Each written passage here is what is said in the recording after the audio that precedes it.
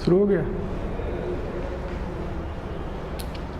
प्रिय विद्यार्थियों, मेरा नाम है प्रहलाद कुमार और मैं नेहरू इंटर कॉलेज सिमरी सुकरौली कुशीनगर में सामाजिक विज्ञान का शिक्षक हूं।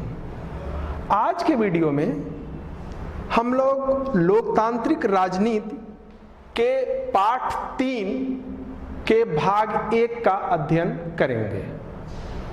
बच्चों, पाठ शुरू करने के पहले अध्ययन के जो प्रमुख बिंदु हैं उसको हम समझ लेते हैं कि भाग 1 में हम क्या पढ़ेंगे और भाग 2 में क्या पढ़ेंगे। आज के वीडियो में भाग 1 की चर्चा होगी और भाग 1 के चर्चा के बिंदु इस प्रकार हैं।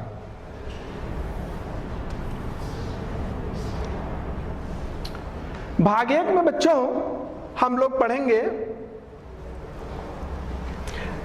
लोकतंत्र और विविधता का अर्थ।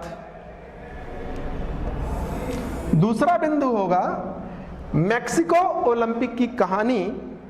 तीसरा बिंदु होगा असमानताएं, समानताएं और विभाजन। चौथा बिंदु है सामाजिक भेदभाव की उत्पत्ति और भाग 1 का 5वां बिंदु है विभिन्नताओं में सामंजस्य और टकराव। बच्चों, इस पाठ का जो दूसरा भाग है वह दूसरे वीडियो में हम लोग पढ़ेंगे उसको, और उस वीडियो में जो प्रमुख बिंदु हैं उसको हम लोग देख लेते हैं आज। भाग 2 में हम लोग पढ़ेंगे सामाजिक विभाजनों की राजनीति। भाग 2 में दूसरा बिंदु होगा चर्चा का परिणामों का दायरा, और बच्चों तीसरा बिंदु होगा 3 निश्चय या फिर 3 संकल्प, और चौथा बिंदु होगा निष्कर्ष। पाठ के अंत में हम लोग अभ्यास का प्रश्न गृह कार्य के रूप में अभ्यास का प्रश्न रखेंगे, और अभ्यास का प्रश्न रखने का आशय यह है कि पूरे पाठ से हम क्या सीख पाए, क्या समझ पाए और कितना हम अपने में आत्मसात कर पाए पूरे पाठ को, इसको चेक करने का ये पैरामीटर होगा अभ्यास के प्रश्न। तो बच्चों, आज का पाठ हम शुरू करते हैं जिसका नाम है लोकतंत्र और विविधता, डेमोक्रेसी एंड डाइवर्सिटी।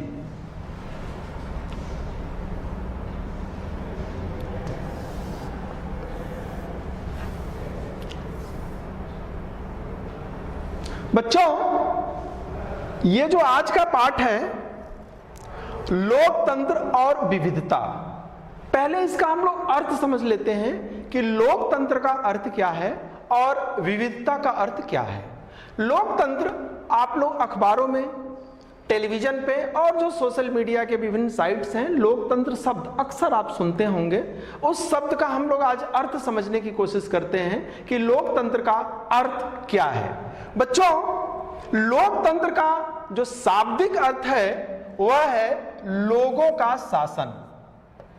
बहुत सिंपल अर्थ है, लोगों का शासन।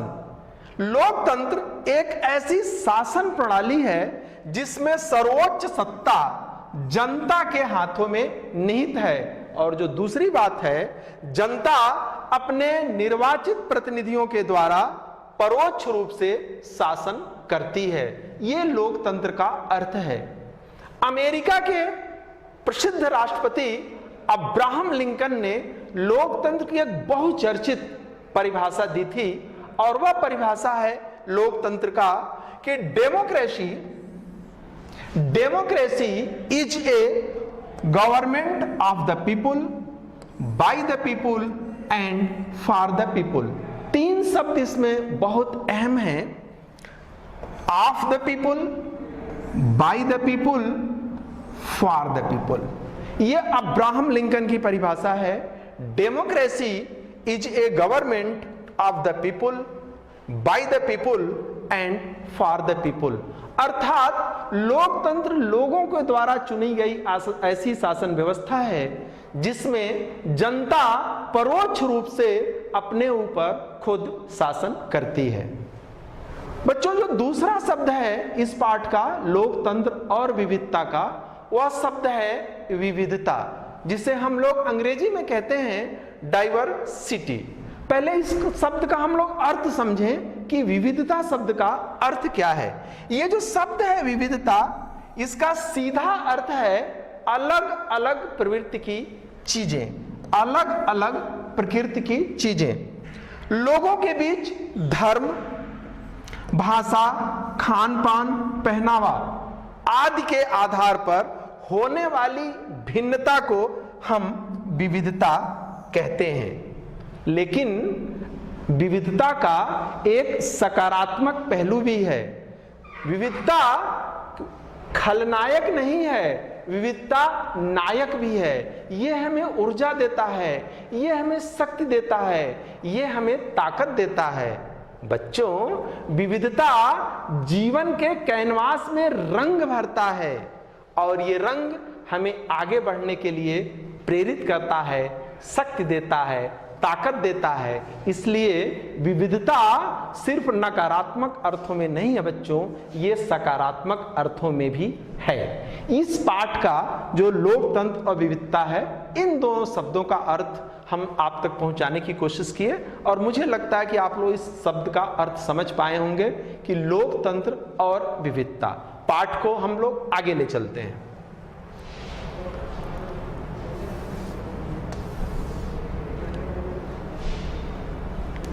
बच्चों, मेक्सिको ओलंपिक की कहानी 1968। ओलंपिक खेल, जैसा बच्चों आप जानते हैं, प्रत्येक 4 वर्ष के बाद ओलंपिक खेल होते हैं। 1968 के जो ओलंपिक खेल थे वह मेक्सिको सिटी में हुए थे और इस ओलंपिक के 200 मीटर का जो फाइनल दौड़ था, उस दौड़ में धावकों ने टच लाइन स्पर्श करते ही, छूते ही, फिनिश लाइन को छूते ही इतिहास रच दिया। आखिर ये कैसा इतिहास था जिसके बारे में हम चर्चा करते हैं। पहले हम 200 मीटर जो फाइनल है उसका हम रिजल्ट देखते हैं कि इसका रिजल्ट क्या होता है। हम रिजल्ट सेक्शन में जाते हैं कि 200 मीटर जो रेस हुआ था 1968 के मेक्सिको ओलंपिक में, वह रिजल्ट क्या था। पहले उस रिजल्ट का हम टेबल देखते हैं।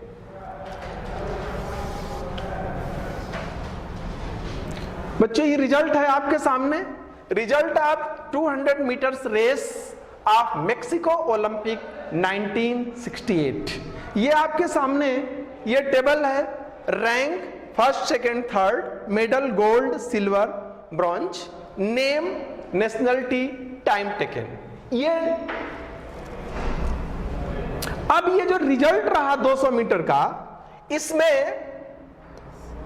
स्वर्ण पदक मिला टॉमी स्मिथ को, जो एफ्रो अमेरिकन थे। जो रजत पदक या दूसरे स्थान पे रहे वह पीटर नॉर्मन थे, ऑस्ट्रेलिया के रहने वाले थे। और तीसरे स्थान पर जॉन कार्लोस थे, जो एफ्रो अमेरिकन थे।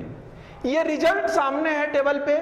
स्वर्ण पदक झोली में गया टॉमी स्मिथ के, रजत पदक झोली में गया पीटर नॉर्मन के, और 200 मीटर रेस का जो फाइनल था उसमें तीसरे स्थान पे रहे John Carlos. Smith Afro American थे, पीटर नॉर्मन ऑस्ट्रेलिया के रहने वाले थे और जॉन कार्लोस एफ्रो अमेरिकन थे। बच्चों, अगली स्लाइड में हम देखते हैं कि आगे क्या होता है।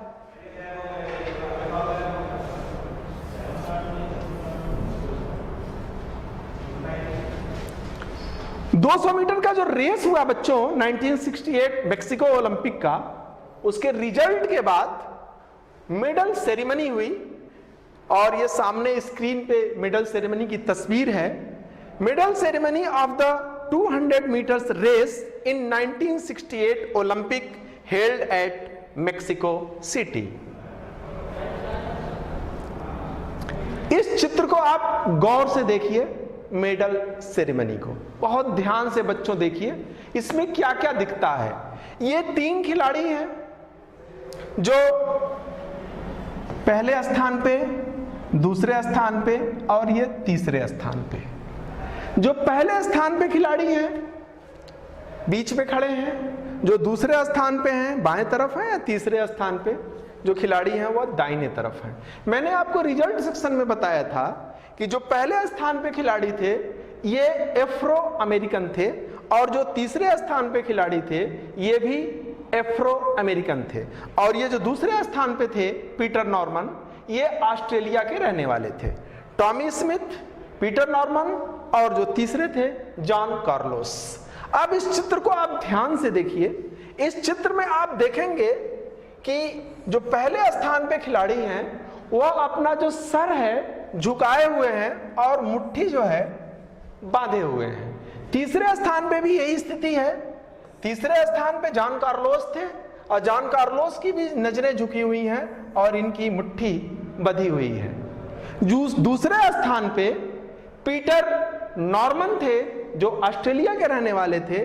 आप देखिए इनके सामने एक बैच लगा है जिस पे मानवाधिकार का बिल्ला लगा हुआ है, जो अपने ये चेस्ट पे लटकाए हुए हैं। ये दृश्य है मेडल सेरेमनी का जो मेक्सिको सिटी में हुआ था। अब इस चित्र से क्या ध्वनित होता है और गौर से देखिए।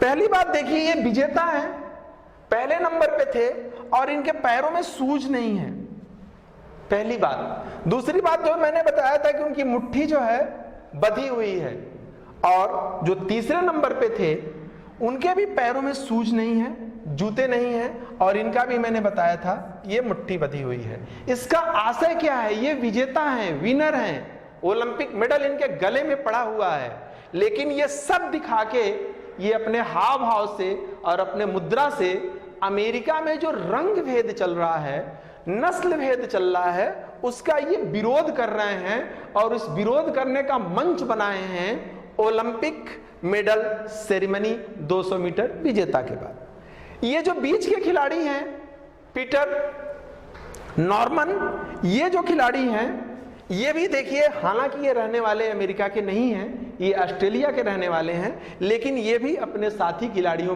का जो है हौसला बढ़ा रहे हैं, उनका साथ दे रहे हैं। वस्तुतः ये तीनों खिलाड़ी जो अमेरिका में रंग भेद चल रहा था, नस्ल भेद चल रहा था, अर्थात श्वेत अश्वेत का जो झगड़ा था, अर्थात जो चमड़े का रंग था गोरा और काला, उसके आधार पे जो भेदभाव हो रहा था अमेरिका में, उसके खिलाफ ये अपनी भावनाएं प्रकट कर रहे थे और इस अंतर्राष्ट्रीय मंच का उपयोग कर रहे थे, और इसके द्वारा विश्व बिरादरी का वह ध्यान खींचना चाहते थे अमेरिका में जो रंग भेद चल रहा था।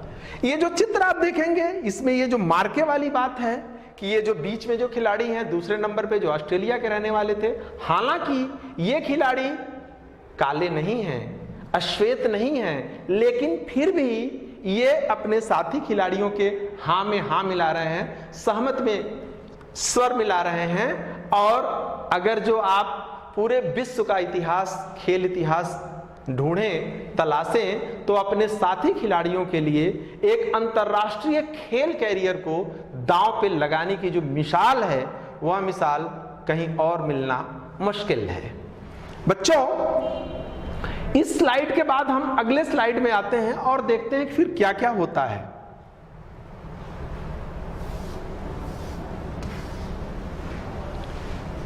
वह जो रंग भेद का विरोध था, वहां बच्चों एक चीज और आपको याद दिला दें, लगे हाथ। आपको याद होगा कि राष्ट्रपिता महात्मा गांधी को भी दक्षिण अफ्रीका में रंग भेद का जो विरोध था, रंग भेद का सामना उनको भी करना पड़ा था। उनके साथ भी कुछ ऐसा हुआ था जब 1893 में प्रथम श्रेणी का टिकट होने के बावजूद भी उनको ट्रेन से के डब्बे से जो प्रथम श्रेणी के श्वेतों के लिए आरक्षित था, उसमें से उनको उतार दिया गया था। ये घटना ताजी हो जाती है इस रंग भेद के संदर्भ में।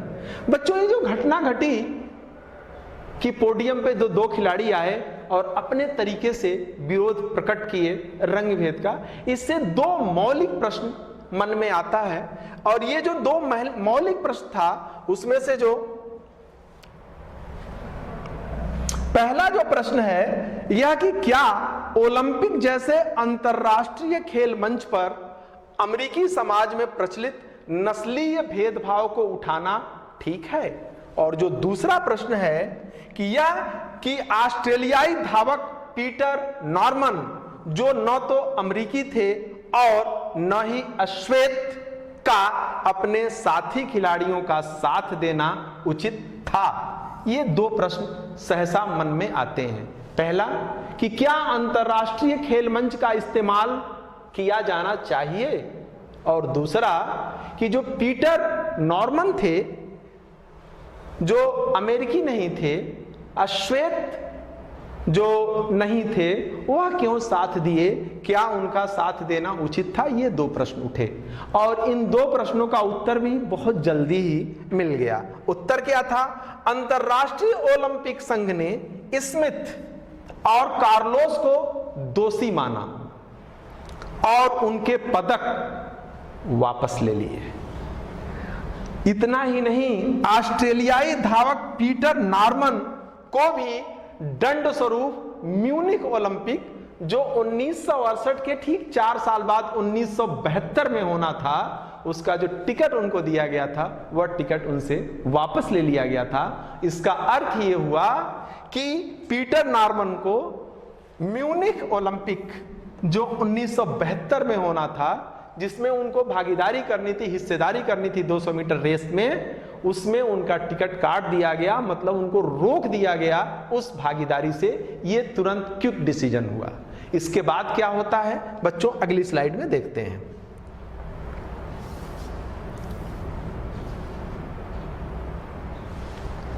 बच्चों, बहुत कठोर फैसले तीनों धावकों के खिलाफ लिए गए थे, लेकिन इतने कठोर फैसले के बाद भी जो उनका उद्देश्य था, वह अपने उद्देश्य में सफल रहे।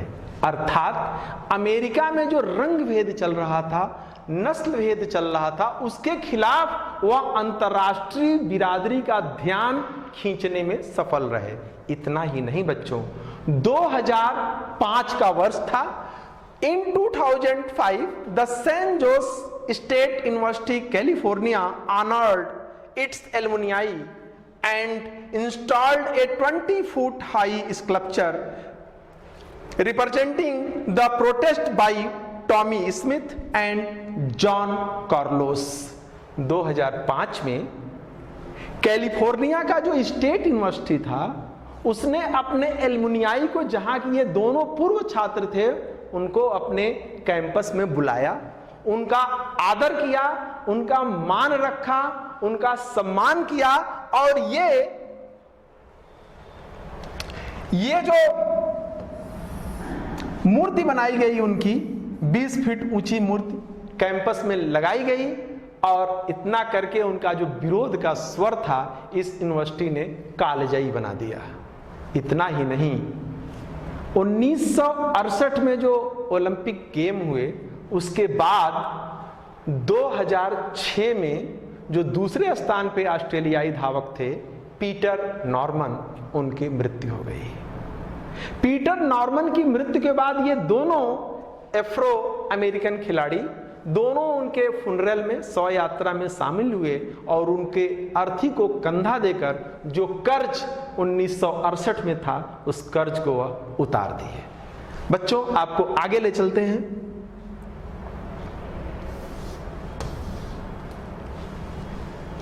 बच्चों, ये जो भेदभाव है, अब सहसा हमारे मन में यह प्रश्न उठता है कि इस भेदभाव का आधार क्या है। भेदभाव का आधार असमानताएं, समानताएं और विभाजन, डिफरेंसेज, सिमिलरिटीज एंड डिवीजन। अभी जो ओलंपिक की कहानी हमने सुनी, मेक्सिको ओलंपिक 1968 की, उस कहानी में हमने देखा कि जो अमेरिका में भेदभाव हो रहा था, उसका आधार रंग था, नस्ल था। तो क्या ये सहज प्रश्न हमारे मन में उठता है कि भेदभाव का आधार सिर्फ नस्ल या रंग होता है? उत्तर है बच्चों, बिल्कुल नहीं। इसके भेदभाव के जो आधार हैं वह कई हैं। मेक्सिको ओलंपिक में हमने देखा कि नस्ल या रंग के आधार पर भेदभाव किया गया। बच्चों, जो पहला पाठ हम लोग पढ़ रहे थे, पावर शेयरिंग या सत्ता की साझेदारी, उस पाठ में हमने दो देशों का उदाहरण पढ़ा था। आपको याद होगा, पहला देश था बेल्जियम जिसकी राजधानी थी ब्रुसेल्स, और दूसरा देश था श्रीलंका जिसकी राजधानी है कोलंबो। और उस पाठ को जो आप पढ़े हैं, आपको याद होगा कि बेल्जियम में जो भेदभाव हो रहा था उसका जो आधार था वह रंग नहीं था, नस्ल नहीं था, भाषा था। और श्रीलंका में क्या हुआ? श्रीलंका में बच्चों भाषा के साथ ही क्षेत्र के आधार पर भी तमिलों को कमतर आंका गया, लिहाजा वहां सिविल वार शुरू हो गया। अर्थात इस निष्कर्ष पे हम नहीं पहुंच सकते कि भेदभाव का कोई एक आधार है। हमने ओलंपिक में क्या देखा? ओलंपिक में भेदभाव का आधार था नस्ल, रंग। और हमने बेल्जियम में देखा कि बेल्जियम में जो भेदभाव का आधार था वह था भाषा। और अपने पड़ोस श्रीलंका में हमने क्या देखा कि श्रीलंका में भाषा के साथ क्षेत्र भी भेदभाव का आधार था। लिहाजा हम इस निष्कर्ष पे पहुंच सकते हैं कि भेदभाव का जो आधार है वह एक नहीं अनेक है। अर्थात अनेक आधारों पे हमसे भेदभाव होता है। लेकिन बच्चों, क्या भेदभाव, क्या ये जो विभाजन है, क्या ये जो सांस्कृतिक विविधता है, ये हमेशा नकारात्मक होता है क्या? इसका उत्तर भी हम पक्के तौर पे हाँ में नहीं दे सकते।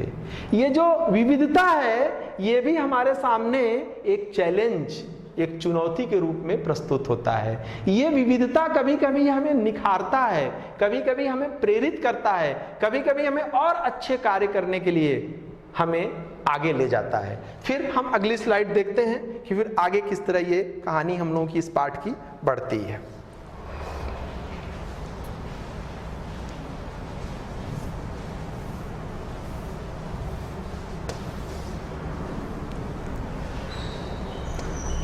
सामाजिक भेदभाव की उत्पत्ति। अब ये जो भेदभाव है, जो कभी भाषा के आधार पे, कभी क्षेत्र के आधार पे, कभी नस्ल के आधार पे, कभी रंग के आधार पे हो रहा है, इसकी ओरिजिन कैसे होती है, कैसे ये शुरू होता है, इसकी उत्पत्ति कैसे होती है?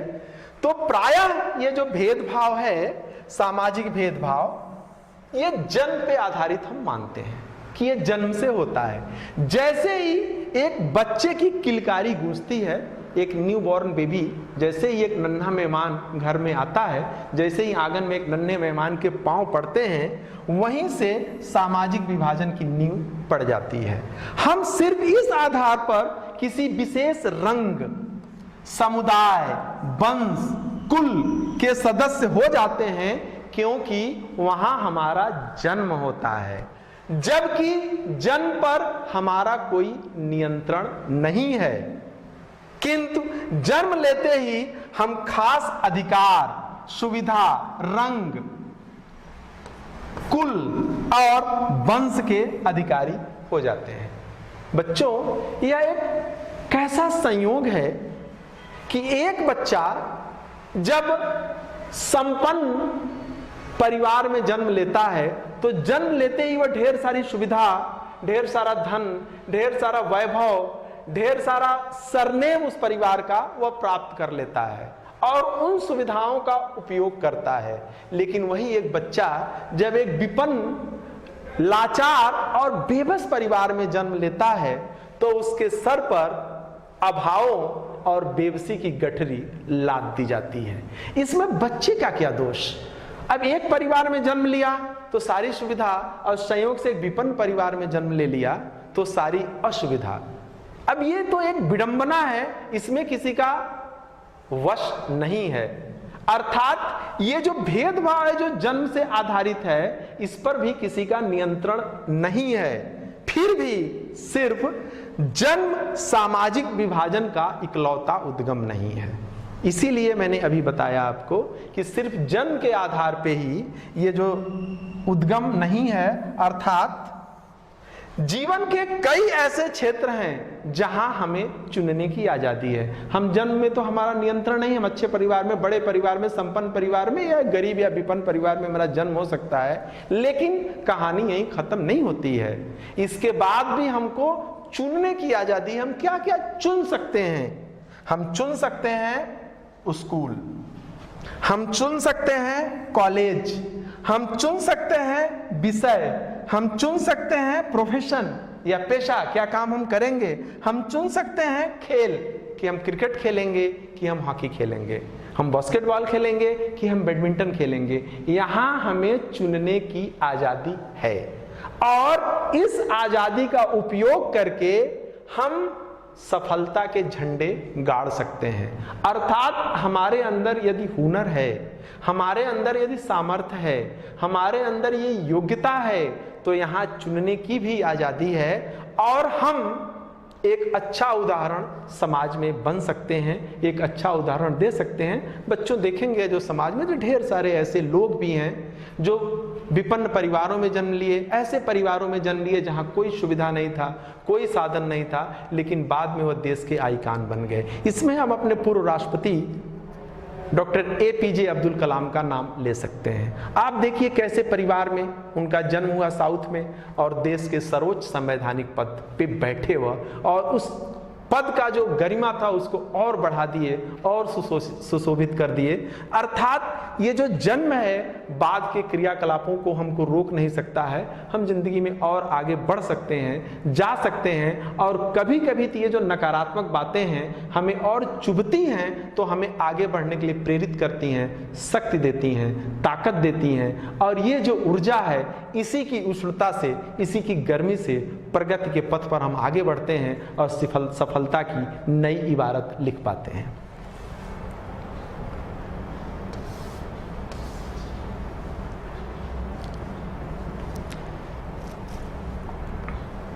बच्चों, विभिन्नताओं में सामंजस्य और टकराव। अब ये जो विविधता है, जो विभिन्नताएं हैं, इन विभिन्नताओं में कैसे हम सामंजस्य बिठा सकते हैं कि टकराव न्यूनतम हो जाए, प्रोडक्टिविटी बढ़ जाए हमारी। कि जितने ही अधिक तालमेल हम बिठा लेंगे विभिन्नताओं से, जितने ही हम विभिन्नताओं में सामंजस्य बिठाएंगे, तालमेल बिठाएंगे, उतने ही हम टकराव को टाल पाएंगे।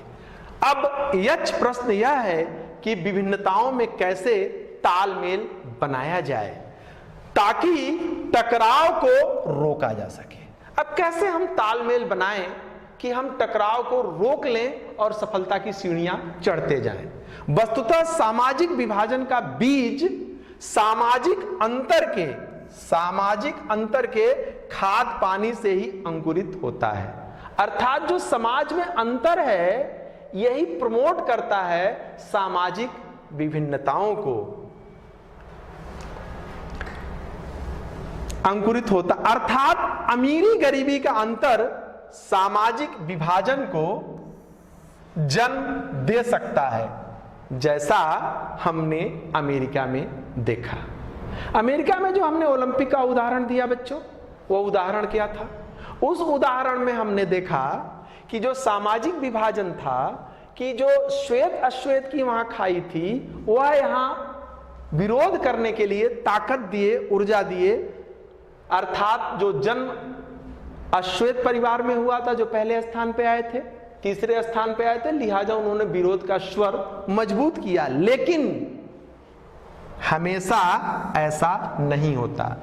एक सामाजिक समूह में रहने के बावजूद इंसान दूसरे समूह के भावनाओं के करीब जा सकता है, भावनाओं के करीब जा सकता है। इसका उदाहरण फिर अमेरिका में मिलेगा कि अमेरिका में जो पीटर नॉर्मन थे, वह ऑस्ट्रेलिया के रहने वाले थे, वह एफ्रो अमेरिकन नहीं थे। और एफ्रो अमेरिकन जो शब्द है, वह अमेरिका में उन लोगों के लिए प्रयुक्त किया जाता है जो 17वीं और 18वीं शताब्दी में दास के रूप में अमेरिका लाए गए थे। लेकिन जब विरोध की बात आई तो ओलंपिक पोडियम पे तीनों खिलाड़ी विरोध के स्वर में उनका हाथ ऊपर गया, जबकि उसमें से पहले और तीसरे स्थान पर रहने वाले खिलाड़ी अश्वेत थे और जो बीच में पीटर नॉर्मन थे वो ऑस्ट्रेलिया के रहने वाले थे, वो श्वेत थे। अर्थात दोनों का जन्म विभिन्न परिवारों में हुआ था, लेकिन विरोध के नाम पे, नस्लवाद के नाम पे, रंग भेद के नाम पे वह एक हो गए। इसीलिए सामाजिक विभिन्नताओं के लिए किसी एक निष्कर्ष पर हम नहीं पहुंच सकते। यह बात क्लियर की जा रही है कि जो समाज में विभेद है उसके लिए कोई एक बिंदु नहीं है, कोई एक कारण नहीं है जहां फाइनल रूप से हम कह सकें, अंतिम रूप से हम कह सकें कि यही एक कारण है। आज पूरा विश्व एक गांव, ग्लोबल विलेज बनता जा रहा है। कतिपय कारणों से लोगों का समूह कई देशों में पहुंचने लगा है। यह प्रवासी उन देशों में रच बस भी रहे हैं और अपने जड़ों से कटना भी नहीं चाहते। इस अर्थ में आज विश्व के अधिकांश देश बहु सांस्कृतिक, मल्टी कल्चरल हो गए हैं।